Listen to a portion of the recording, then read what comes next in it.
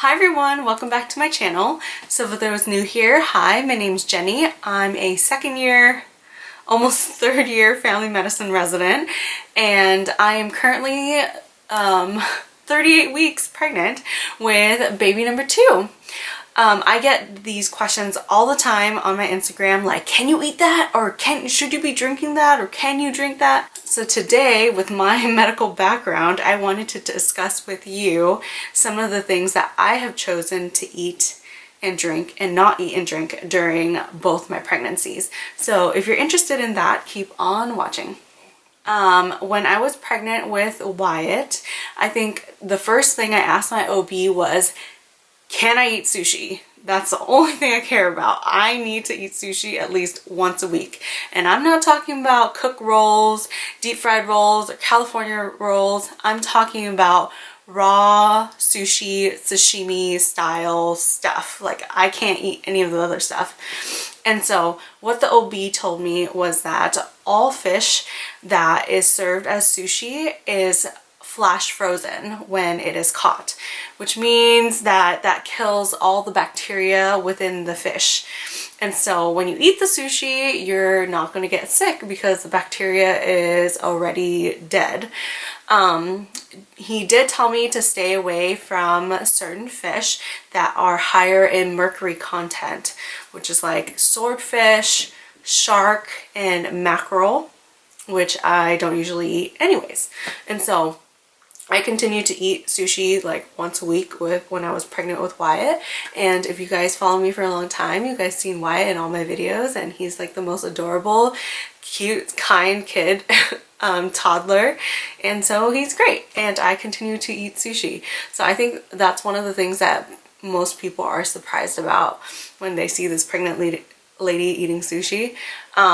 Yes, you can do it.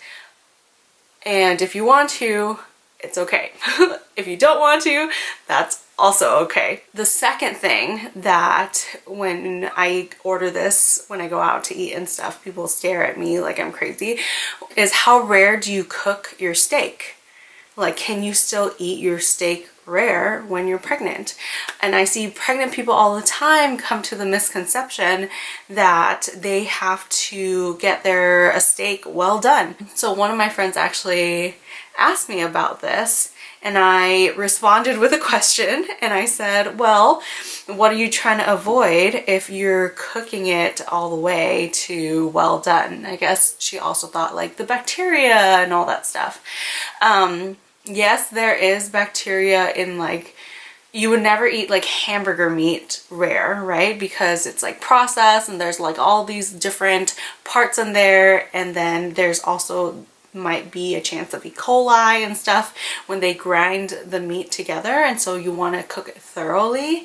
But with a slab of meat, with a steak, like, you can still eat it rare. Like, I have never heard people getting like diarrhea or E. coli infested filet mignon or something like that, you know? So I guess the risk is that, sure, if it does have some E. coli, you will have diarrhea, and you want to stay hydrated during pregnancy, so you just drink lots of water. There's no antibiotics really for that.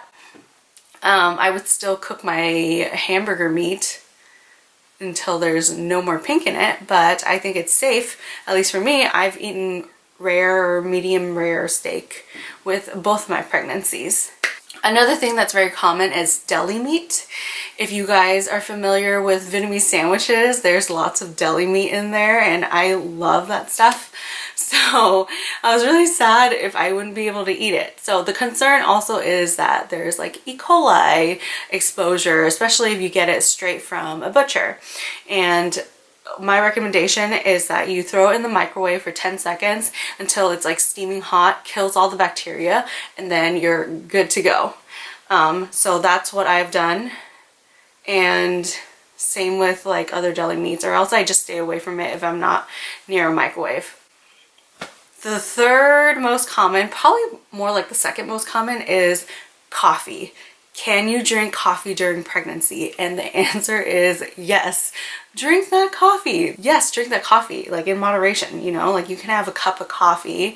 They said it's like 200 grams or 8 ounces of coffee every day is fine for the pregnancy. So I tend to drink coffee like every other day, sometimes every day, depending on how long the day is or how tired I feel, but I never drink coffee after 12, and that's just a personal thing because I can't fall asleep afterwards, but it's fine if you want to drink coffee every day. So I hope that gave everybody a little bit of stress relief, that they can still have their coffee, sushi and coffee.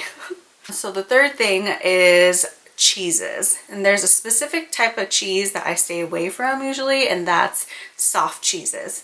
And the reason why is that there's a specific bacteria that grows in cheese, the soft cheeses, called Listeria.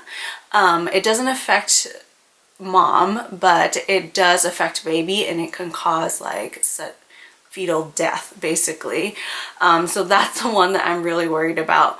There was an outbreak when I was in med school in the Mexican soft cheeses, so I never bought those. Anything that's called unpasteurized, I really stay away from, like unpasteurized cheeses, unpasteurized like apple cider vinegar, I stay away from too. The firmer cheeses are fine.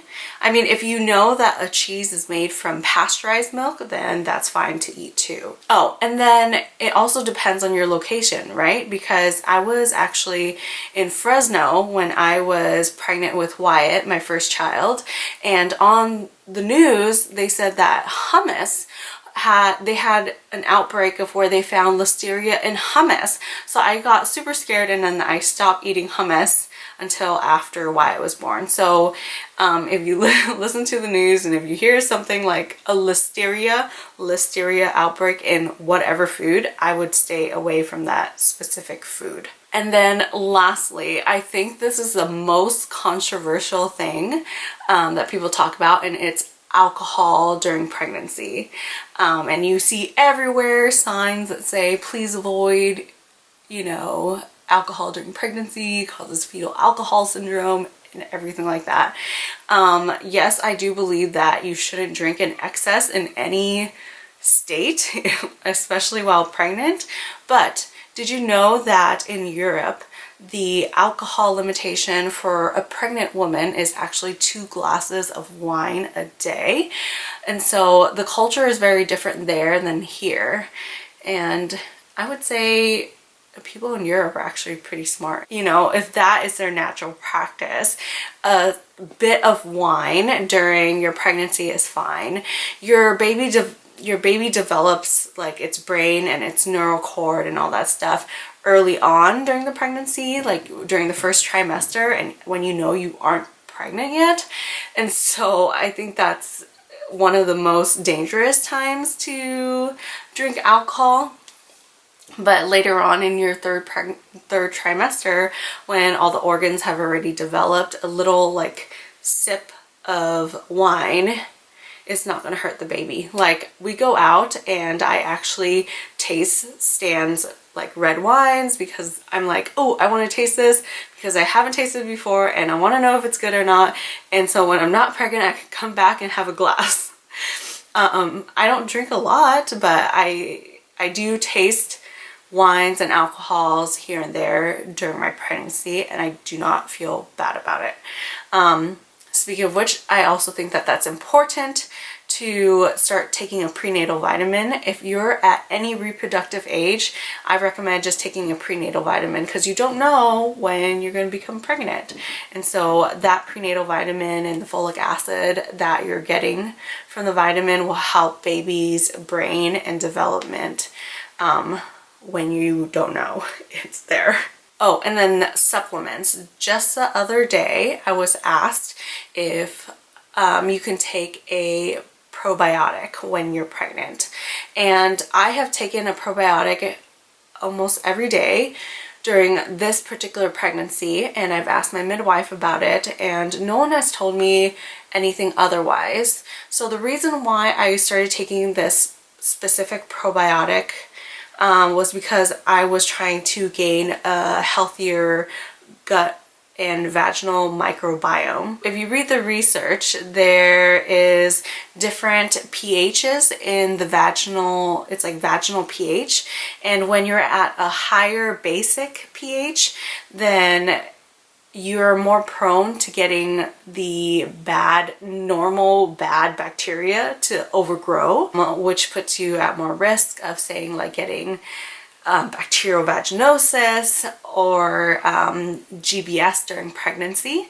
And so during my first pregnancy with Wyatt, I was GBS positive, and so I had to get penicillin through an IV during my pregnancy, during my labor, and that was probably the worst because I had to sit there and it burned when it went into your arm and you can't move. I don't know, I just didn't really like it. And so during this pregnancy, I was trying to do something to change my normal vaginal flora into a more healthy acidic flora, if that makes sense, or help propagate the healthy bacteria.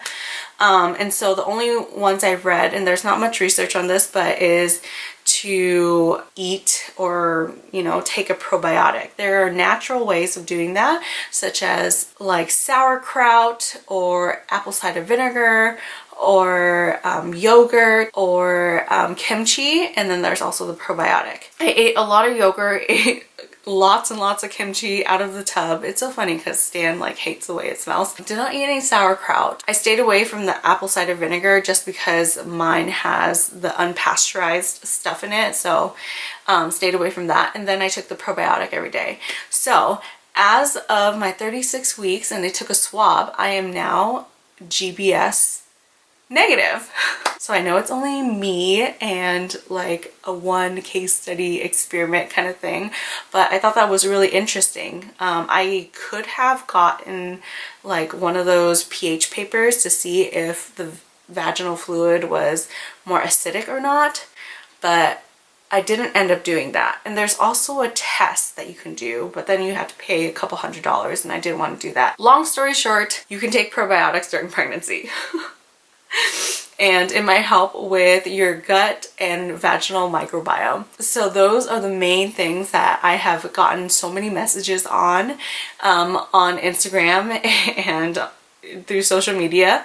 If you guys have any other questions about foods that you can or cannot eat, leave them in the comment section. I'm sure other people have the same questions as well. I'd love to answer those for you.